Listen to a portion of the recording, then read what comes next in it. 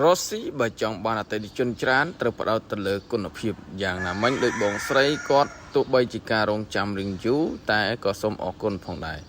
ពីព្រឹកទល់ល្ងាចដោយសារតែការគ្រប់គ្រងជាច្រើនពីសំណាក់អតិថិជនដែលគាត់ទទួលយកការអត់កញ្ចក់រថយន្តហើយជាពិសេសកញ្ចក់ដែលមានបញ្ហាស្រាំឆ្នោតបែបនេះបើសិនជាបងប្អូនធ្វើការជ្រើសរើសយកជាងខុសបងប្អូនប្រើប្រាស់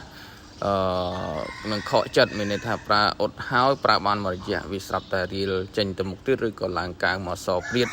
នេះជាការដែលធ្វើឲ្យយើងខកចិត្តជាខ្លាំងសម្រាប់เพจតារាជំនាញកញ្ចក់រថយន្តបៃប្រេសស្រាំគឺតែងតែនាំយកអ្វីដែលថ្មីក៏ដូចជាការជាពិសេសគឺនាំយកនៅផលិតផលដែលសុទ្ធអំពីអឺរ៉ុបមកធ្វើការអ៊ុតកញ្ចក់រថយន្តបងប្អូនមិនមែនជាការប្រើប្រាស់នៅប្រភេទទឹកថ្នាំចិនយកមកធ្វើការអ៊ុតឲ្យអតិថិជននោះទេរកស៊ីគឺផ្ដោតទៅលើគុណភាពបរិមាណគឺយើងនឹងមកក្រោយទេប្រសិនបើគុណភាពបើយើងមួយច្បាស់លាស់អតិថិជនគឺគាត់នឹងណែនាំតគ្នាមកធ្វើការអ៊ុតកញ្ចក់រថយន្តបៃប្រេសស្រាំបញ្ជាក់មួយទៀតផងដែរបើសិនជាបងប្អូនមានបញ្ហាស្រាំឆ្នោតកញ្ចុំបែបនេះបងប្អូនកុំឲ្យត្រូវទឹកភ្លៀងលាងទឹកបក់ផ្លិតទឹកនៅពេលដែលយើងធ្វើគឺវាធន់មាំជាប់បានល្អហើយនឹងកាត់ស្នាមទៅវាស្អាតច្រើន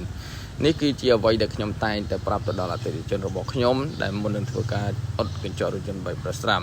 ព្រោះដោយសារតែការចូលទៅមកគ្មានជាតិទឹកឬគ្មានជាតិដីទេគឺកញ្ចក់របស់យើងគឺកាត់ស្នាមបានស្អាតមើលស្ទើរតែមិនឃើញអញ្ចឹងបងប្អូនអរគ្នាបច្ចុប្បន្នជាងអ៊ុតកញ្ចក់រថយន្តបៃប្រេសស្រាំមិនខ្វះទេពីពេញទីក្រុងភ្នំពេញ